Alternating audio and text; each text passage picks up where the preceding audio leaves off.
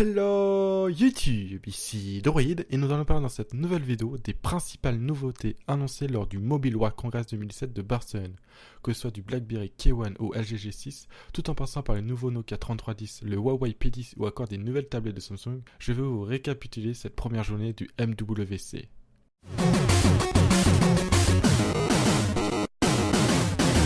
On va commencer par le K1, qui est le premier smartphone conçu par TCL pour BlackBerry et qui ne reprend pas un modèle d'Alcatel comme pour le DTEK 50 et 60. K pour Keyboard, c'est la première caractéristique qui vient au premier coup d'œil sur ce BlackBerry qui est donc équipé d'un clavier physique complet, placé en dessous de l'écran comme à la bonne vieille époque. Tout comme sur le BlackBerry Prive, il y a une zone tactile sur le clavier qui permet de naviguer dans les listes déroulantes, telles que dans vos emails ou encore sur une page web. Celui-ci propose également plusieurs nouveautés, comme la possibilité d'assigner 2 raccourcis personnalisables à chacune des 52 touches du clavier, et d'un capteur d'empreinte intégré à la barre espace, afin de protéger votre smartphone.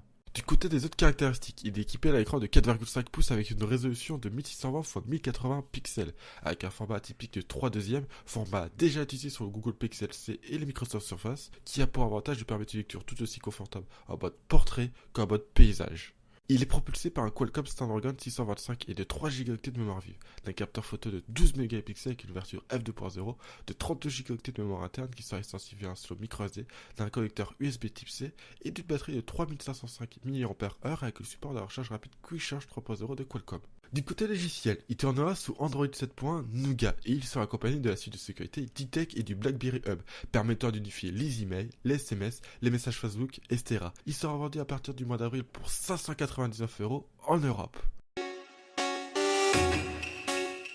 Après son annonce il y a quelques semaines de son Nokia 6 réservé au marché chinois, HMD, qui fabrique et commercialise maintenant les smartphones de la marque finlandaise, vient de présenter 3 nouveaux smartphones ainsi qu'un nouveau feature phone qui va rendre nostalgique les plus vieux d'entre nous. Ainsi, HMD profite du MWC pour annoncer l'arrivée du Nokia 6 en Europe au prix de 229 €. Celui-ci équipé d'un écran de 5,5 pouces avec une résolution Full HD et il est propulsé par un Snapdragon 430 de 4 Go de mémoire vive et de 64 Go de mémoire interne.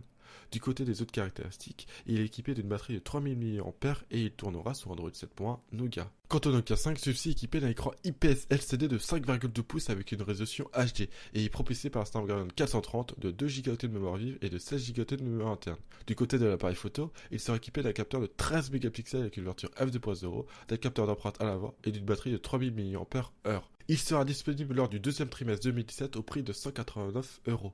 Enfin, le Nokia 3 reprend les mêmes caractéristiques que son grand frère, mais pour principale différence, son processeur MediaTek 6737 ainsi que son capteur photo de 12 mégapixels et son prix de 139 €. Finissons cette partie avec la principale annonce de la marque, le nouveau Nokia 3310. 17 ans après la première version, Nokia, ou plutôt HMD, fait renaître cette légende de l'univers du téléphone. L'écran monochrome est ainsi remplacé par un écran LCD couleur de 2,4 pouces, le chargeur propriétaire fait place au port micro USB et un capteur photo de 2 mégapixels ainsi qu'un saut micro SD font leur apparition. Tout comme la première version, ce nouveau 310 bat tous les records d'autonomie. 25 jours en veille et de 22 heures en appel. Et ce n'est pas fini. Il pourra également consulter le web grâce à son navigateur Opera Mini, mais surtout, il intègre une nouvelle version du jeu Snake. Il sera disponible en jaune, rouge, bleu et gris au prix de 49 € au deuxième trimestre 2017. Pas d'annonce du prochain Galaxy S8, ou en tout cas pas pour le moment. Pour nous faire patienter, Samsung annonce plusieurs produits comme le Galaxy Tab S3, une nouvelle tablette plutôt orientée loisirs avec une épaisseur de seulement 6 mm. On retrouve un écran Super AMOLED de 9,7 pouces avec une résolution 2K, un Snapdragon 820, 4 Go de mémoire vive ainsi que 64 Go de mémoire interne, que l'on peut évidemment étendre à l'aide d'une carte micro SD. Elle dispose également d'un port USB Type C 3.1, d'un capteur photo de 13 mégapixels, de 4 haut-parleurs en provenance d'AKG disposés sur les tranches supérieures et inférieures, ainsi qu'une batterie de 6000 mAh.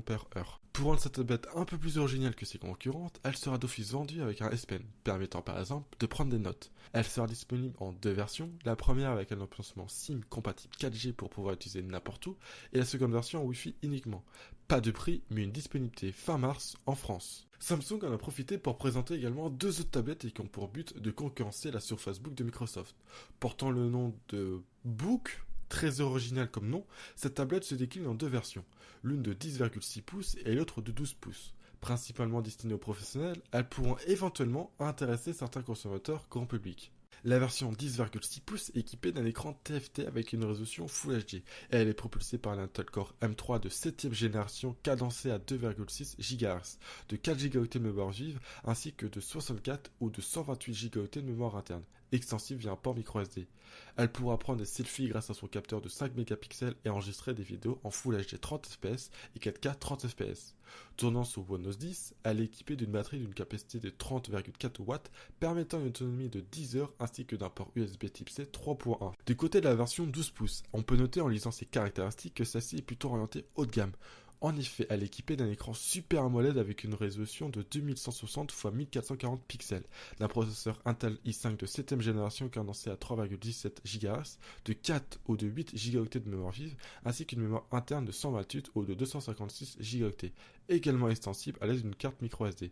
Côté appareil photo, elle est équipée d'un capteur de 13 mégapixels à l'arrière permettant d'enregistrer en 4K 60 fps et de 5 mégapixels à l'avant, de Windows 10 et de 2 ports USB type C 3.1 permettant ainsi de faire du triple screen. Le tout sera alimenté par une batterie de 39 watts donnant une autonomie de 12 heures. Les deux versions seront accompagnées par un clavier Pogo et d'un S Pen encore et toujours développé en partenariat avec Wacom. Pas de prix ni de date de disponibilité pour cette tablette. Après un très bon P9, Huawei vient de dévoiler lors du Mobile World Congress les successeurs de celui-ci, le P10 et le P10 Plus. Reprenant dans l'ensemble le design et les formes du P9, le P10 est un smartphone de 5,1 pouces, soit 1 pouce de moins que le modèle précédent, avec une résolution Full HD et d'un capteur d'empreinte situé sous l'écran et non plus au dos. Il est également équipé d'un chipset Kirin 960 de 4 Go de mémoire vive et de 64 Go de mémoire interne extensible via microSD, le tout alimenté par une batterie d'une capacité de 3200 mAh. Du côté photo, il est équipé de deux capteurs à l'arrière. Le premier est de 12 mégapixels RVB, alors que le second est à 20 mégapixels monochrome, servant principalement à rehausser le niveau de la lumière. Il dispose également d'un stabilisateur optique et d'un tout nouvel objectif permettant d'ouvrir à f2.2.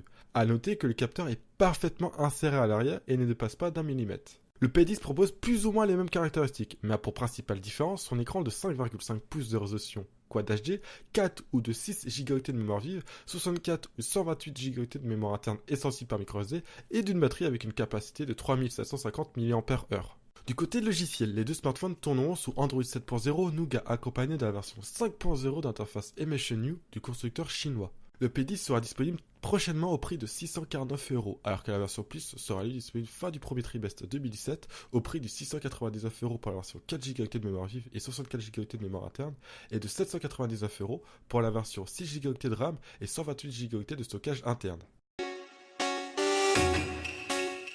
Sans surprise, LG vient de dévoiler son nouveau smartphone haut de gamme de 2017, le G6, équipé d'un écran de 5,7 pouces plutôt contenu, puisqu'il est équivalent à un smartphone de 5,2 pouces, d'une résolution Quad HD dans un format 18/9 au lieu du traditionnel 16/9 pour ce type de produit, et d'une dalle avec des coins arrondis. Pour le reste, son design est plutôt classique. En effet, le G6 dit au revoir à la modularité du G5 pour le remplacer par une coque en métal, comprenant deux capteurs photo de 13 et de 5 mégapixels.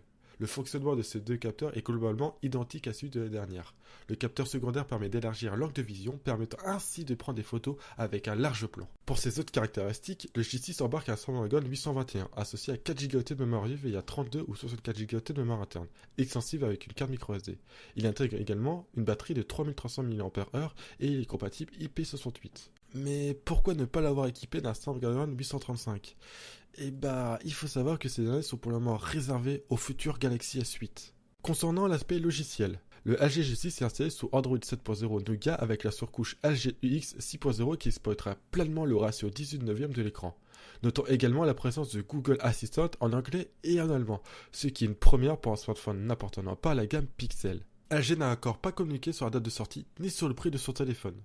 Cette vidéo récapitulative sur les annonces de la première journée du Mobile World Congress est maintenant terminée, j'espère qu'elle vous a plu. N'oubliez pas le pouce bleu en dessous de la vidéo pour aider au référencement et à vous abonner pour me soutenir. Sur ce, ciao YouTube et à très bientôt pour une prochaine vidéo.